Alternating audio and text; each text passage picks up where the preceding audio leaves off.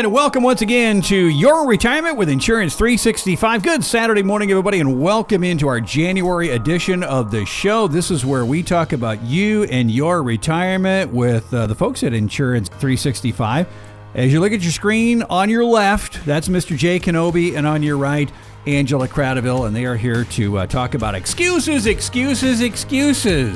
The number of months, several months, actually over a year now, we've been doing this show, one Saturday a month here, and we've been talking about you getting ready for your retirement. And if you're within 5, certainly even 10 years of retirement, now is the time to take action. We talk about that all the time. You need to really, really dial down on this and make sure that you are not missing out and leaving money on the table. And Jay, you hear them all, don't you? 30 years, I think I have heard them all. I think that. And then like this week, some curveball will be thrown at me with a new one. You heard some new ones here. Angela, how are you? I'm good. How are you? Great to have you along again here, now that she's through the season that we talked about last month, but now she's all rested and ready. She looks a lot more relaxed today, Jay, than she has been in a couple of months, actually. She's come around with sanity and her true personality the last 30 days. Yeah. She's back to the old Angela. Well, I think the people who meet with Angela know she has probably the perfect personality for this. Handles it very, very well. So, all right, so when we talk about excuses, what is it? Jay, is it people it's so complicated, I don't want to deal with it, so I just kind of ignore it and hope it goes away? Well, we have a lot of examples today, but there's, it depends when you're hitting them, what stage of life you're hitting them in. So it depends what's going on with them. But, there's the hardest one is the excuse to not talk about it. I always tell people, if you don't want this, that's fine. Sure. But to not gain the knowledge, I don't understand that part. Right. If you're going to say no, okay, at least have the information available and then say no, because then at least you own it. Whereas, and maybe that's a part of it. Well, if I don't know, then I don't have to take responsibility for it. But ultimately, you will. And I don't know that there would be a sicker feeling in the world. And we all know of instances of this where... I was listening to Dave Ramsey the other day, a couple of weeks ago, and it was a woman who was probably approaching 70 years of age, and she had less than $50,000 put away, and she was still working, and she was probably going to be working for quite some time. She was in no position to retire at all, and she was in her late 60s. And then if any of us got to that point where, okay, I want to retire, and, somebody like Jay comes in and looks everything over and then delivers the news, no, you're in no position to do that. Jeffrey, you say that example, and I can very much relate to that one. I had a lady that I worked with for the last year and a half, and this week we finally found the answer. And for a year and a half, I was like, you don't have this, you don't have that. You don't have the resources to have this. Mm-hmm. And finally, we talked enough. And I literally have a text on my phone from her from yesterday saying, thank you. Mm. But a year and a half, we struggled. And we finally this week, found the answer. Yeah. It takes time. Nothing happens real fast. You talk about planning. No plan is going to come in 30 seconds. It takes, and this person came to one of my seminars and met with her the first time, and I'm like, my notes literally said, like, I don't think there's anything I can help her with. And then she kind of came back about a month or two later, and we talked a little further, and we dug a little deeper, and there are some very valuable things she has to protect, but she didn't realize it. Wow. Well, let's start with some of these excuses here, because that's what we want to talk about. Some of the excuses that Jay and Angela have heard over the years about why they really don't want to dial down on their retirement accounts, or they just don't want to deal with with insurance. Or, we just got done with the Northeast Nebraska Farm and Equipment Show too, and we always have the discussion about succession, farm succession, and that can be another one of those where I don't want to talk about it. Yeah, I'm going to do it someday, but I don't want to talk about it, kind of a thing. And then all of a sudden, Dad dies, or they both die, and then the kids are left with the steaming pile to deal with. So, all right. So first one I'll tell you that I hear is something along the lines of this, and we'll let Angela answer this. Well, my brother-in-law is a smart guy, so he'll tell me what to do. The brother-in-law. Angela, you're up. Yeah. The brother-in-law who's Usually, an you- auto mechanic. Right, exactly. You ask, well, what is you respect, that's what they think, and you find out, oh, yeah, he's just the auto mechanic. And then, yeah, where does that come from that he's the expert? Mm-hmm. There's a reason why we're licensed and we do what we do. We do this every day. We're the experts in this area. Yeah. But brother-in-law, seriously, I don't. But you know what's really going on there is they just don't want to sit down. They just don't want to have the talk, do they? Yeah. It's an excuse. Yeah. Yeah, so we get that one. Another one that I get, well, I'm just too old, Jeffrey. Too old to what? I mean, you're never too old to do anything, and just too old to buy insurance. Yeah, we've had those conversations here, haven't we? I met with a lady yesterday that said that to me, and she was 82, and she was talking about nursing home, and I said, no, you're not too old. And you know, everybody's version of age is different. You know, some people say I'm old when I'm 70. Some people say I'm old when I'm 60. And some people say well, I'm 90. Well, I'll agree with you on that one. That's old. Probably, yeah. Probably old. But you know, everybody's perception is different. So people will say to me, well, I'm too old. And I'm like, number one, you know, you are coming from your own viewpoint. And number two, what subject are we talking about? If we're talking about Medicare, or if we're talking about nursing home insurance, or are we talking about saving money or passing on to the beneficiaries your assets, are you ever too old to talk about that? I mean, you could be 97, and it's still very much worth talking about passing on to the next generation or those people you love. So I always find that one interesting. I'm too, and I get that a lot. I'm too old for this. The level of assets, the amount of assets that you have are probably quite higher when you're 70 or 80 than when you're 20 or 30, for sure. There's probably a lot there to protect and take care of. And one of the things, Jeffrey, that I have found, and I'm sure, Angela, you'd agree with this, it's amazing when people hit about 74 to 76. Their expenses, Angela, what happens? They should go down. Well, they should go down because by then the kids are moved out. Well, not always. but they really, I mean, I'm amazed. I'll meet with people and I'm like, okay, so how much, you know, when they're 65, Jeffrey, and you say, how much do you need to live on? They'll give you an answer of like $6,000 to $8,000 a month. Ooh, okay. Yeah. I mean, they'll say, hey, we're going to travel. My wife and I are going to do this. We're going to go see grandkids. We've got one in Arkansas. We've got one in Iowa. We've got two in South Dakota. Yeah. I mean, they're saying like, we need $6,000 to $8,000 a month to live. They're looking at Social Security going, it's helping, but it ain't doing much. Yeah. But when they reach about 74 to 76, it really changes. And not every situation's exactly like that. There's some people I have that are 85 that are still very active and going. Right. But the reason they create so much wealth at the end, they didn't spend any money. Yeah. Their cost of lifestyle. Right. But it does go down. You do less. You're more apt to travel a little less. You're a little more unsure of. You're just more comfortable being at home, maybe. I mean, you go to Perkins and you split a meal. Yeah. Yeah. You know, at 55, you don't split the meal. No. At 75, you're splitting the meal. Yeah. It's just those things add up. Them behaviors add up. And pretty soon, instead of going out on a Friday night, they're comfortable staying home. Yeah. And so you just save $70 every Friday night. And, you know, it's just different stages of life. Yeah. But it's never a bad time to have the conversation, especially if you haven't had it for a long, long time. All right. What's our next excuse? Well, I get this one.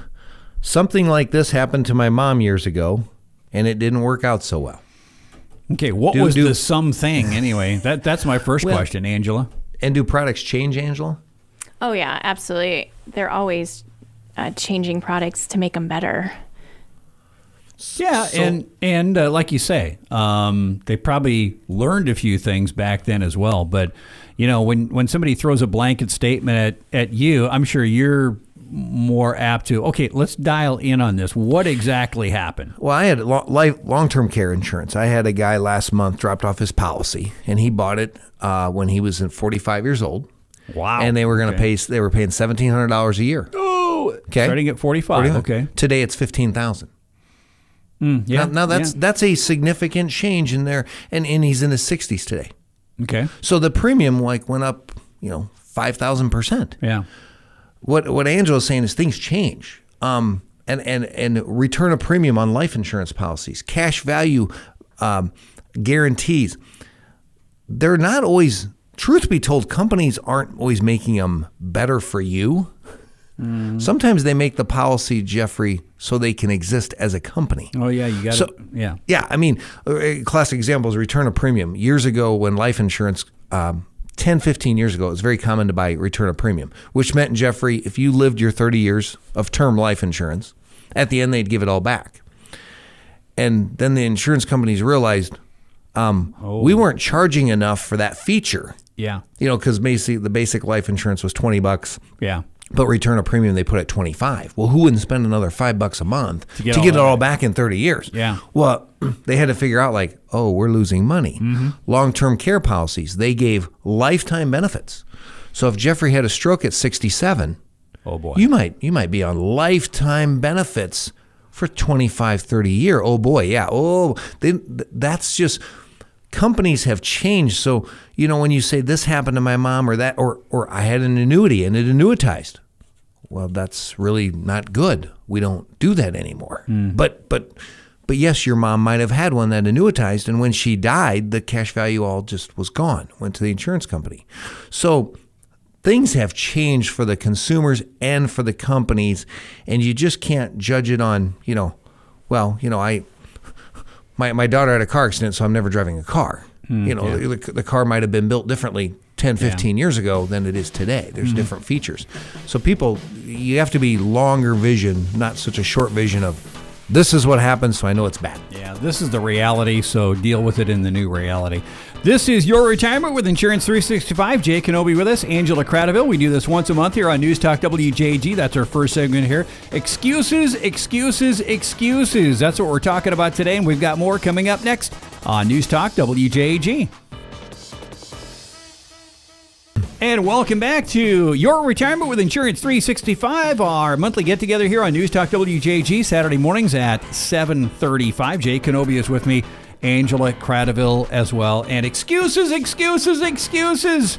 Jay's heard them all. Angela's heard them all. Well, they think, and then all of a sudden, like you said, Jay, another curveball gets thrown at you here. What's a recent curveball? Can you pick one that was a curveball for you? I just don't like salespeople. You've never heard that before? Selling insurance all these years? I've heard it a few times, but it cracks me up. How does commerce happen without salespeople? Yeah, we can end it with that. Everything. How does commerce happen without salespeople? Yeah. I always have to point that out to certain people. Yeah. It's like nothing would move in the world. The place you work would move their product. Without everything is, and everyone is a salesperson. I don't care what you're doing, you're selling something. So moving goods. Another one I get is, I'm going to ask the HR person at work. I think Angela probably gets that one a lot. The HR person, yeah. So they're changing, they're retiring, healthcare. I'm going to ask the HR person. Is that their responsibility, Angela? Actually, a lot of times I do direct them to their HR department because I need to know what kind of product they have. I get a lot of phone calls that said, well, Sally over here told me this, Ben over here told me this. Well, I say, in my world, everybody's situation is different. So I'm like, you tell me what's happening in your world and I'll tell you how it works, because something must be going on completely different with your coworkers. So everybody's situation in the Medicare world could be different and is different. So there's not one answer, is there? Correct. Yeah, you can't listen to the next person and do this, mirror the same thing, because everybody's situation might be different. I have talked to people who, just talking about the health insurance world, who go out on the exchange and they'll go to 3 different people and they'll come back with 3 different answers. Correct. Now, not that they're being misled, but I think they all kind of focus in on their favorites as it goes. But there's so many choices out there. But you'll always get your favorites. And when you talk to a couple of different people, maybe you get some new ideas and different ideas. But the HR person, why wouldn't you want to come? I mean, I don't think you'd let somebody unlicensed fly the plane you're on, would you? So why would you trust your future to somebody who's not licensed to handle that? Another thing I get is my banker told me that. Okay, well, You know, all right. yeah, you know, the banker was looking out for the lending of the money, so that's what they were wanting you to cover. Mm-hmm. And now, and a lot of times I'll get, you don't even have that loan anymore. Wow. So is there a need? You know, well, my banker told me to do this years ago. Well, okay, again, is he licensed in insurance? Yeah. But But it's there is, when you're talking about insurance, it's so unique to the person. I mean, have you ever sold the same exact thing to several people? Probably. a lot of times I don't even sell the same long-term care policy to the same husband and wife. I'll say that again. Really?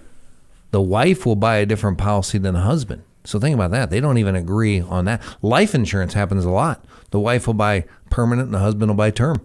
Okay. So, you know, the bottom line is we have to listen is the main thing. Yeah. And you probably don't get that impression as we're on the radio because we have a limited time. Sure. But we do have those behaviors and those characteristics in our office. The main thing, we have to listen.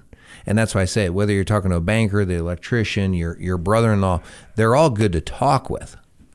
But you have to, in the end, take all of those things and say, okay, what fits my personality? What fits my style? And who do I know is giving me an answer that's verifiable and credible? Mm-hmm. Yeah. Yeah. Well, and I always say we're getting back to salespeople. The best salespeople are good listeners. The salesperson who comes at you and does all the talking, that's probably not the sale. That's probably the salesperson you don't like. But the one who sits and listens and asks questions and lets you talk, and then we go into those are the people I think you should go to. The best salespeople, listeners, and educators. Yes. Yeah. Absolutely. Yeah. All right. What's our next one? Insurance is just too confusing. Well, I would agree with that. Here's what, you know, and I would agree with that. But what I try to do, like last night, I had an appointment late, and I just said to the guy, I said, how deep do you want to go into this? Mm-hmm. Really, that's, you know, some people will say to me like, Jay, I've done a bunch of research. I know this, this, and this. I want to go deep because I'm that type of person. And the next person will say to me, Jay, you work with my mom, you work with my sister. Just tell me what I need. Mm-hmm. And they don't want to know any of the features and benefits. And, you know, and so the best thing we do, not the best thing we do, but one of the things that we try to do with the customer, I think is the best interest of the customer, is say to them first, how deep do you want to go into this? Because if we're talking about Medicare, man, I've watched Angela do appointments, and they're 2 hours. Mm-hmm. And the next person just walks into Angela and says, my coworker says you're awesome. Let's get this started. I've got to get to Arby's. It's time for coffee. You know, so you really have to, again, listen. So it can be as confusing as you want it to be. We really try to be educators. I mean, we really want you to know all these things. But at some point, I always call a timeout with my hands at the office. I'll say, do you want me to take a timeout? And they're like, yes. Yeah. And then, you know, if I'm going back on things I said 10 minutes ago, I'm plenty deep. I don't need to go any deeper. Mm-hmm. But if they're like, yes, I'm following this because, you know, I looked at Dave Ramsey and I went on the internet and I researched this and I know an index annuity versus a fixed index annuity. If they're talking like that, they want more and more and more. Yeah. Well, there you go. Excuses. Do any of those excuses sound like you? And if it does, maybe you need to reach out to these folks and find out more and talk to the people who are going to listen, and they certainly are. What are some things here at this time of the year, at the beginning of the year, that folks should be maybe thinking about, Jay? The biggest thing that I find is developing a habit that turns into a trait. A lot of that is responsibility. You know, I'll find people, I'll say, hey, I'm going through a divorce. I've been married 30 years. I'm going through a divorce. I need to get a hold of this in my next chapter of my life. Mm-hmm. I find people that'll say, you know, I feel like, Jay, just tell me, get me started going in the direction with retirement. Start talking to me about long-term care. Just get me, I'm not going to buy anything this year, but help me get some focus, give me some perspective, give me some books, give me some periodicals. This week I did a webinar for customers on Social Security. Okay. You know, just tell me Social Security, how does this, where do I even start with this? Just get me familiar with it. 2 days ago I worked with a widow that he had no idea that he could be pulling on hers. You know, Wow. Yeah. So discipline taking habits and forming traits. You know how it is, Jeffrey. If we do something for 30 days, it becomes a trait. Yeah.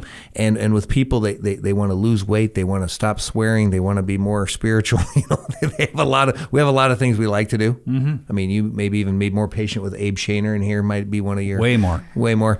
So those are things that you learn. The first of the year is always the best time to do it. Yeah. Because you're kind of starting fresh. You don't just in your head it just happens. So when it talks to finances, this is the time of year. Absolutely, when they say, the one I hear the most is, can you just help me get organized? Yeah. Can you just look at all my stuff and I'm going to bring it in, I'm going to drop it off. I really don't want to face it right now, but just help me get started. It's a small step. And then, in March and April, we start having meetings from people that dropped off things in January and February. Bigger steps. Outstanding. You guys, thanks once again. Your retirement with Insurance 365 coming up on Saturday here on News Talk WJG. Just be listening for the next dates and meet us here at 7:35 on News Talk WJG. Find out more about these guys, insuranceagency365.com. You can give them a call at 402-371-3136, and they're located at 711 South 13th Street in Norfolk. Thanks, guys. You're welcome. Thanks.